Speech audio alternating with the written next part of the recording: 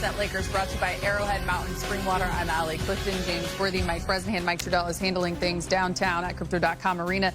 Not the way you want to start the postseason if you're the Lakers. Minnesota came in and took game one, winning by 22, 117-95. Look, a lot of excitement for LA coming into this one. They led by 7 after 1, but really, after that second quarter started with a 10-2 Minnesota run, turned into a 38-20 second quarter. They never really looked back. How about this stat? Despite a 17-6 run to close out the third by LA, Minnesota won those second and third quarters 73-50. Big game. The momentum really changed in that second quarter for Minnesota. And look, it is just one game. Fortunately, it's a best of 7 series, but this is disappointing, to say the least, to start. Yeah, it's you can say it's only one game, but it's one game that Minnesota made a hell of a statement, and it set the tone. And this one game has given Minnesota a lot of confidence.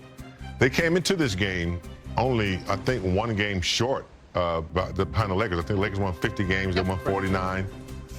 And their team is well balanced. I thought Jaden tonight for them was exceptional. A 6'8" guy that plays with a 7-foot wingspan. Defense was exceptional on Luka and whoever he was on. He got 25 points. They took 41 threes tonight, and they hit a lot of them. They hit a lot of them uncontested. They're a really good defensive team. This team scared me when the Lakers drew them. You have to play your best games, or at least put forth your best efforts. You can't turn the ball over. You can't have defensive, inconsistencies. So many uncontested threes, helping and leaving threes open. JJ's going to have a lot to turn this around, because Minnesota's they sniff it. They know that they're a good team.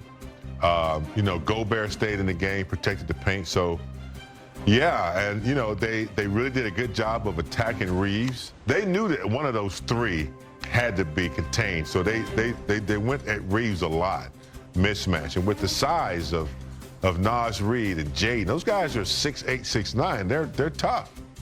So when you throw Edwards in there, and they're going to be tough to deal with when you give them that one game at home. Now they have home court advantage. So yeah, JJ's going to have his work cut out to how he can turn this around. We needed that week off, to get rest. But sometimes that week off can, soften you up a little bit. And the Lakers playing at home in a playoff game just could not match the intensity and the strength and the grind that Minnesota was bringing, from that middle of that first quarter throughout the rest of the game. They just could not match it. I think, too, big game, you say when you just see that lineup right there, you use the word sniff them out, and you talk about that week off. Minnesota also had that week off, and that the performances you saw from them across the board tonight was that they were sitting there listening to what everyone was saying, not giving them a chance in this series, and they came out.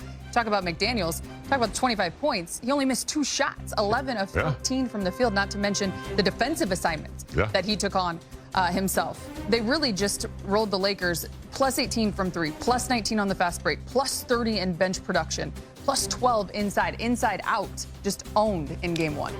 Allie, here's the big picture disappointment about today. This regular season started October 22nd. Almost 6 months ago. Lakers worked hard, did what they had to do. They got the 3rd seed in the West, home court advantage in the first round. First game 1 in LA in 13 years, James, and the Lakers lost home court in one game. Of course, it's basketball. You can get it back. You got to win something in Minnesota, but I think just that second quarter was really a tough one for the Lakers. You can't lose any quarter by 18 in the playoff game and not expect some serious repercussions. And Allie, you talk about Jaden McDaniels. No one will be surprised if he's NBA all-defense again. I'm not surprised by his scoring tonight. He had a bunch of time right before and right after the All-Star break where a lot of guys were hurt, including Julius Randle, Dante DiVincenzo. And in the month of February, Jaden McDaniels averaged almost 19 points a game. So he has shown, this is new for him, an offensive aptitude, and it definitely came out tonight. This team shot the ball really well.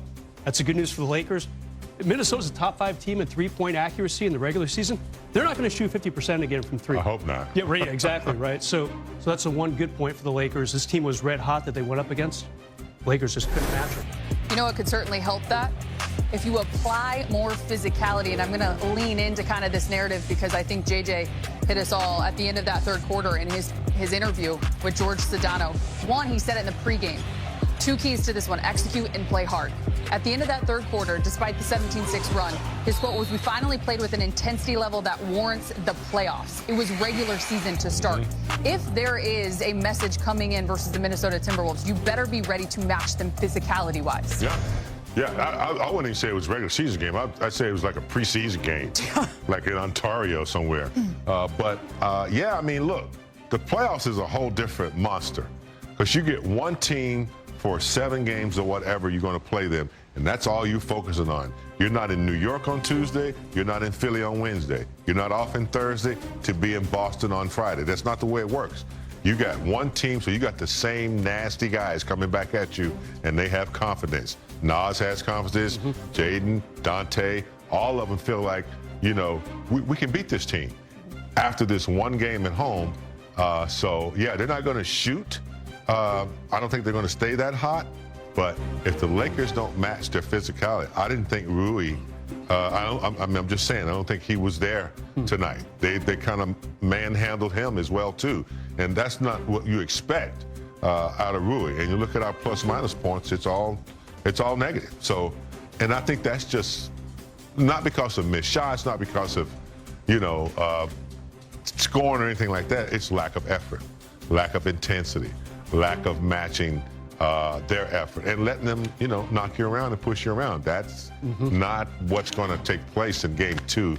JJ's got a big task to get them back on track defensively. Yeah, your friend Byron Scott, when he was on here about a month and a half ago, he gave the Lakers role players the nickname the Dogs. Vanderbilt, Dorian Finney-Smith, Gabe Vincent, combined they had eight points tonight on offense. Really not much of an impact defensively. Maybe not enough of an impact defensively. We just showed a bunch of Minnesota threes in a highlight package there. A lot of them were uncontested. So it goes back to exactly what you said, Allie. When JJ was talking to the ESPN sideline reporter in the second half, he said, "Hey, you know, we've got to give some effort and show up like it's a postseason and not the regular season." Speaking of JJ, let's hear from him. He's speaking with Mike Trudell in the media.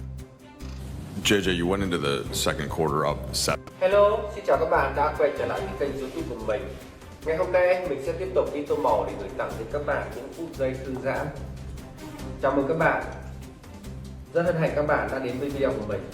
Và để làm được video của mình, video tô màu của mình thì mình sẽ chuẩn bị những dụng cụ như sau. Đây là bút sáp màu và đây là điện thoại để mình quay lại quá trình mình tô màu. Đây là những sản phẩm được in sẵn. Đấy, đây là những con vật này.